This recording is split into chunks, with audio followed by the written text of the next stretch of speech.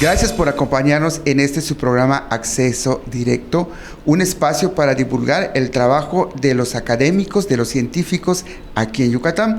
Y el día de hoy nos encontramos en el Tecnológico de Concal, en el Instituto Tecnológico de Concal, el ITA de Concal, y vamos a platicar con el doctor René Garruña Hernández.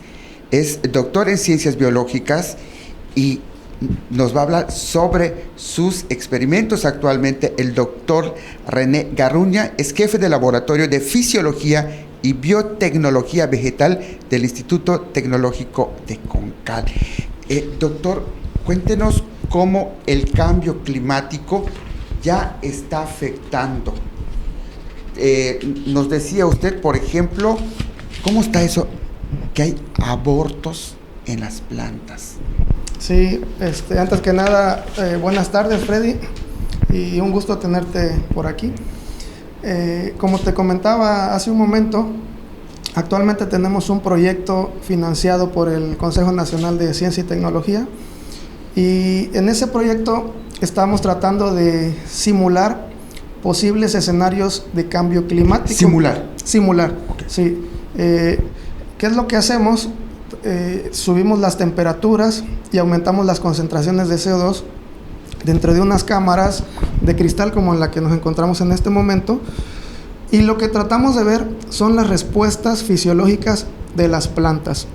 Específicamente nos enfocamos en plantas de tipo hortalizas de interés comercial, porque va con el perfil de la institución. Somos un tecnológico con un perfil agropecuario.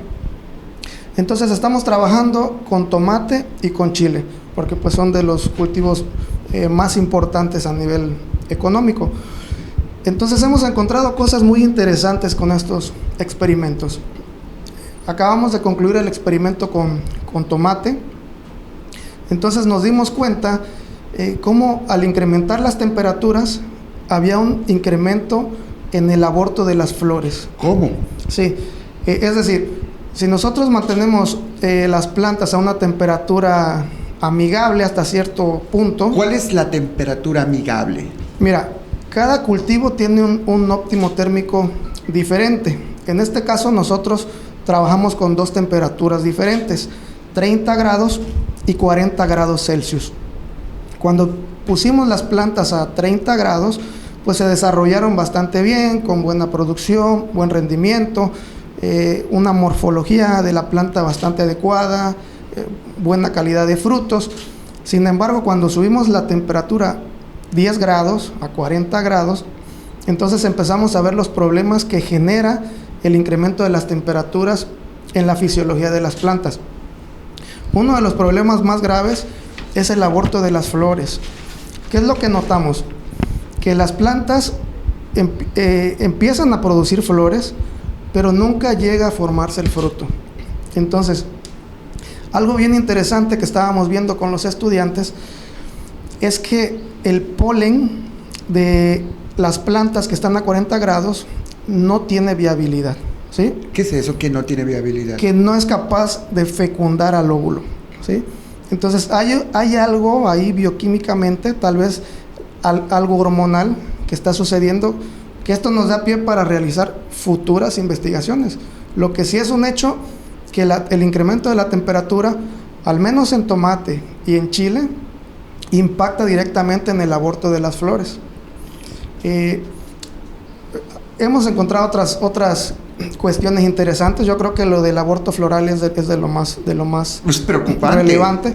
Es preocupante porque, imagínate, dentro de la seguridad alimentaria, dentro del concepto de la seguridad alimentaria, se menciona que todas las personas tienen derecho a tener el alimento físico y poderlo consumir, pero se espera que para el 2050 se duplique la población mundial, pero de la mano va a ir el incremento de las temperaturas por efecto del cambio climático, del calentamiento global. Entonces imagínate, dentro de algunos años vamos a tener que alimentar el doble de la población, pero las condiciones ambientales van a mermar la producción agrícola. Entonces este tipo de proyectos son fundamentales para poder tomar decisiones en el futuro de cómo cómo los gobiernos tienen que apoyar el área de la agricultura o el área de la agronomía. El CO2 y la temperatura, ¿cómo influyen igual en las plantas o por separado o conjunto? Platíquenos un poquito más. La concentración del CO2 y la temperatura como factores ambientales van de la mano. ¿En qué sentido? El CO2 es el principal gas de efecto invernadero. Al incrementarse la concentración de CO2, pues obviamente se incrementa la temperatura. Fisiológicamente la temperatura tiene un efecto negativo sobre las plantas, pero al contrario, cuando incrementas el CO2, la planta tiene beneficios, porque el CO2 es la parte medular con la cual las plantas forman todas las estructuras, ¿sí? Porque toman el carbono y lo ingresan por medio de la fotosíntesis. ¿Qué es lo importante de este proyecto que estamos realizando? Que incrementamos la temperatura, pero también incrementamos el CO2.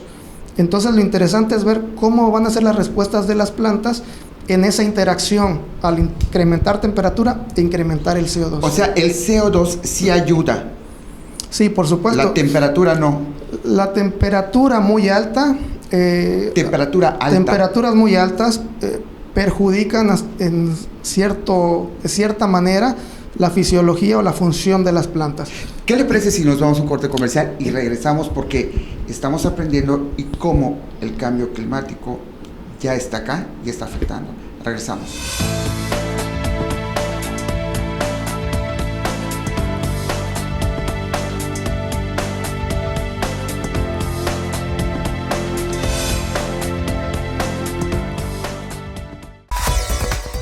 Los periodistas Emilio Moller y Emilio E. Moller, con su análisis profundo y lectura entre líneas, nos transportan a ese espacio político y de debate que solo aquí puedes ver.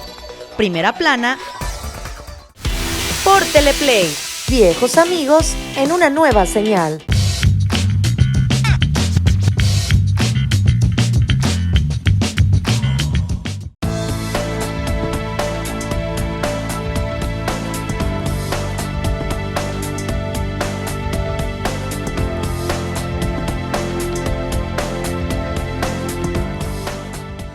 Gracias por seguirnos acompañando en su programa Acceso Directo.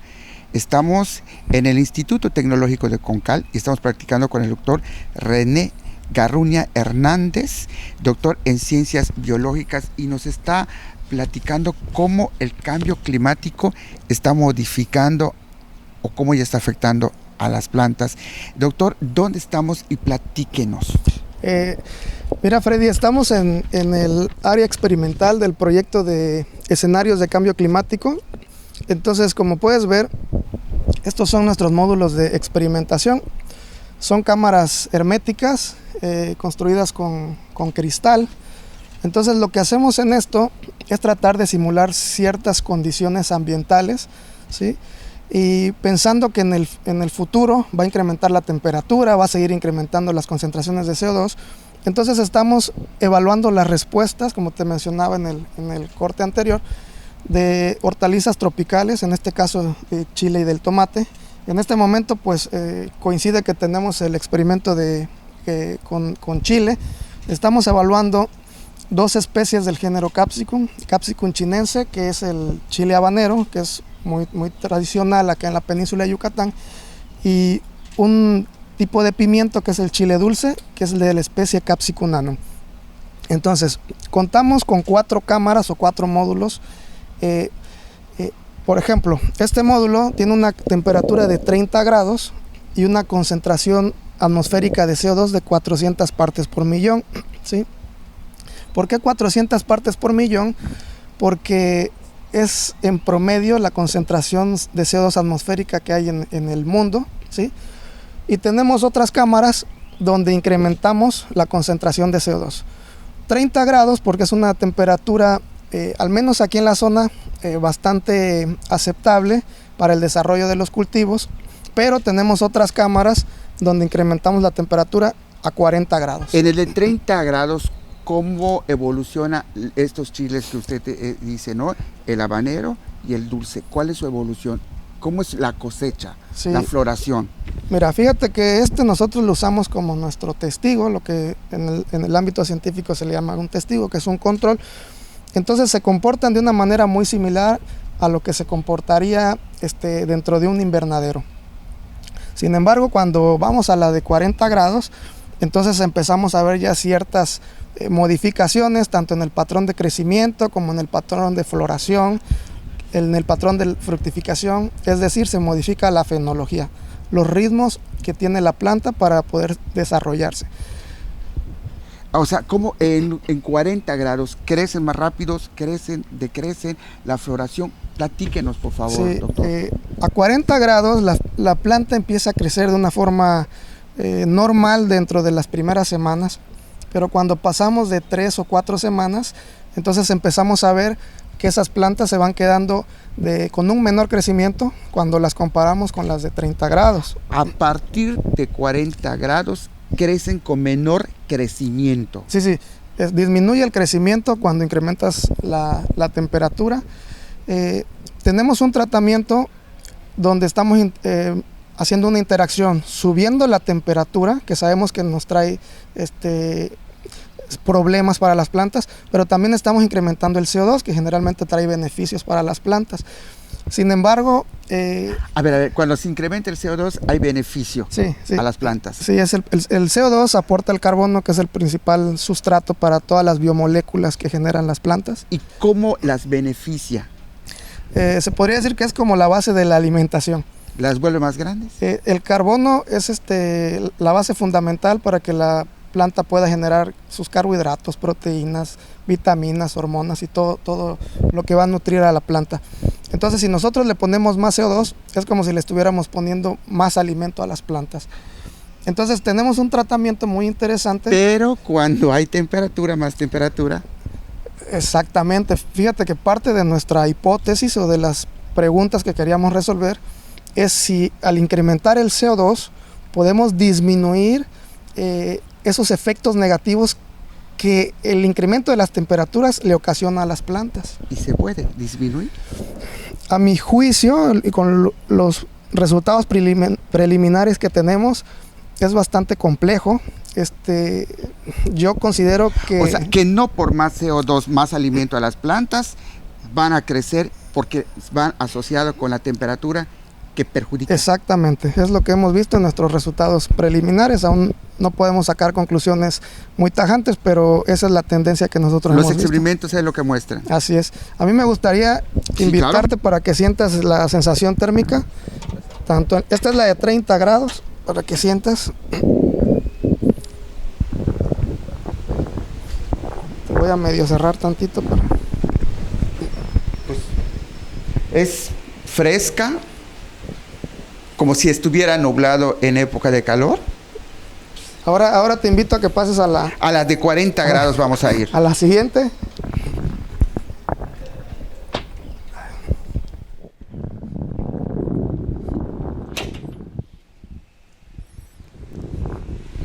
Voy a cerrar tantito para que sientas... A las de 40, no, para nada. Las de 40 grados, no. Parece que se están rostizando pollos acá. No, pues sí, pues no crece nada, doctor. No, sí crecen, pero con zancochan las plantas, se queman las plantas. No se logran quemar. Imagínate que afuera, las plantas que se encuentran afuera en campo abierto, a cielo abierto, pues llegan a tener picos de 40, 41 grados en cierto momento del día, ¿no? Aquí lo que tratamos de simular es una temperatura constante a lo largo de todo el día. O sea que mientras más temperatura, o sea, va a haber aborto de flores, va a haber viabilidad de polen. No, el incremento de la temperatura disminuye la viabilidad del polen. Ayer estaba yo viendo unos resultados de un estudiante, y la viabilidad del polen en las plantas de tomate con altas temperaturas, la viabilidad del polen era 0%. Nos vamos a un corte comercial y regresamos.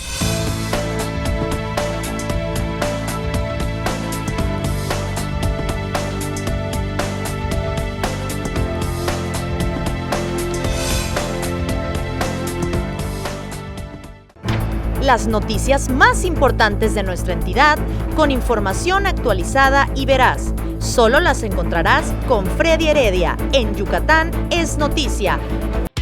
Por Teleplay. Viejos amigos en una nueva señal.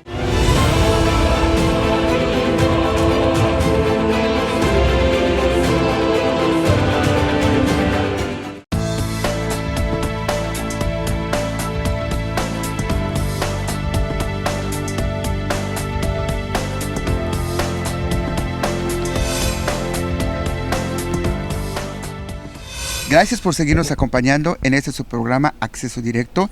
Estamos con el doctor René Garruña Hernández, jefe de Laboratorio de Fisiología y Biotecnología Vegetal del Instituto Tecnológico de Concal. Doctor, ¿cómo es esto de la fisiología vegetal? ¿Qué aporte tiene a la sociedad? Y sé que hay una nueva variedad de chile.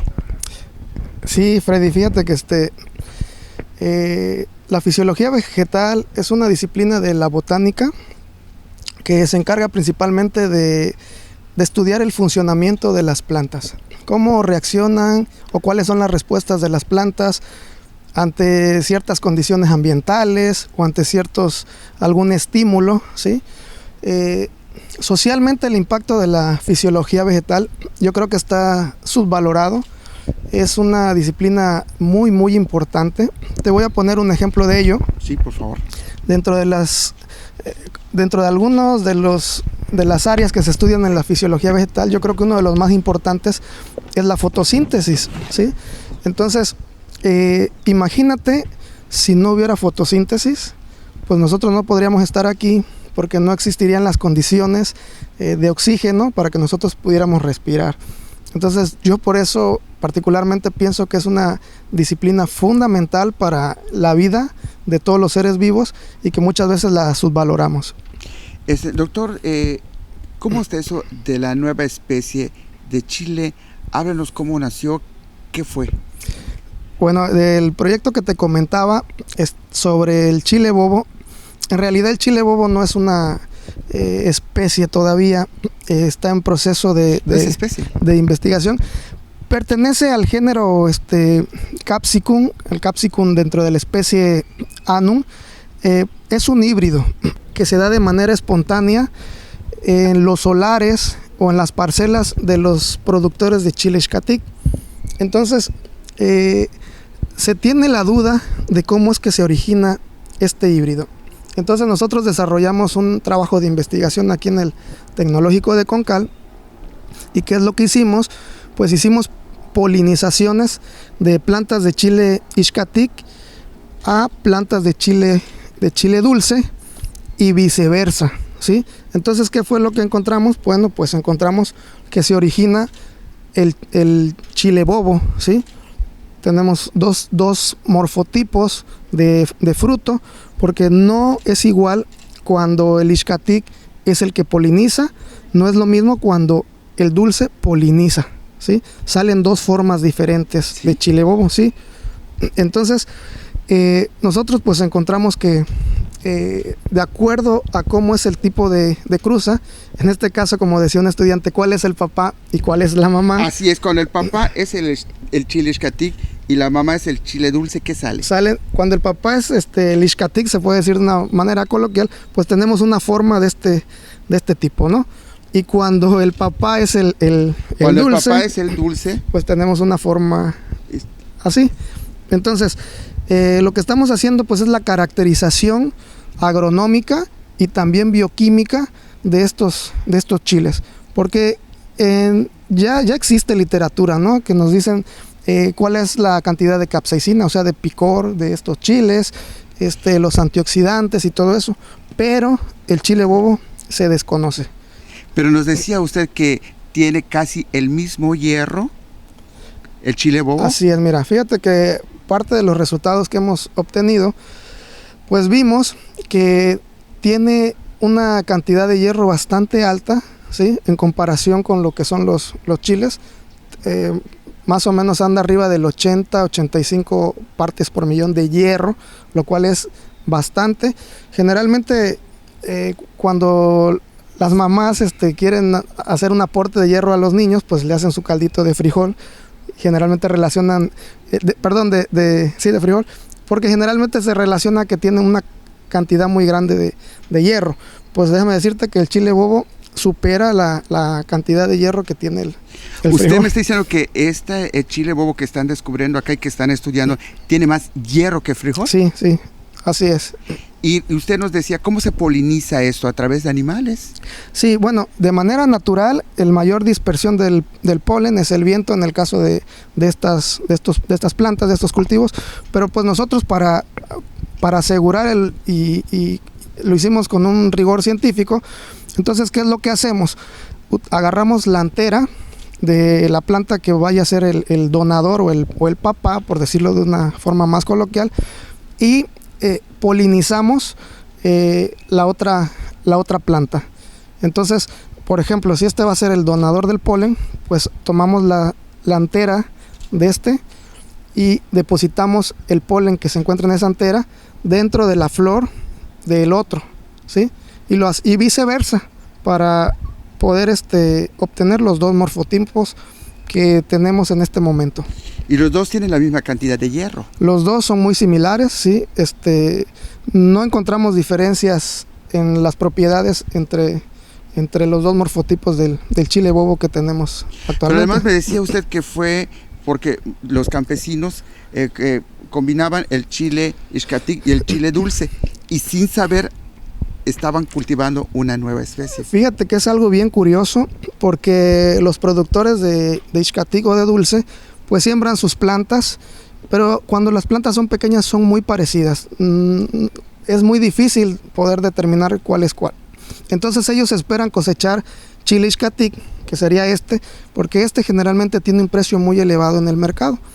Pero después se daban cuenta que en lugar de cosechar este tipo de chiles, pues cosechaban algunos como estos. Entonces es una hibridación espontánea que se da. Lo curioso es de que tiene unas propiedades muy buenas, ¿sí? Nutricionales. Entonces yo creo que tiene mucho potencial en el mercado. Doctor, gracias por regalarnos sus conocimientos y aquí creo que el tiempo siempre nos favorece y gracias y a ustedes, gracias por acompañarnos en su programa. Gracias a ti, Freddy.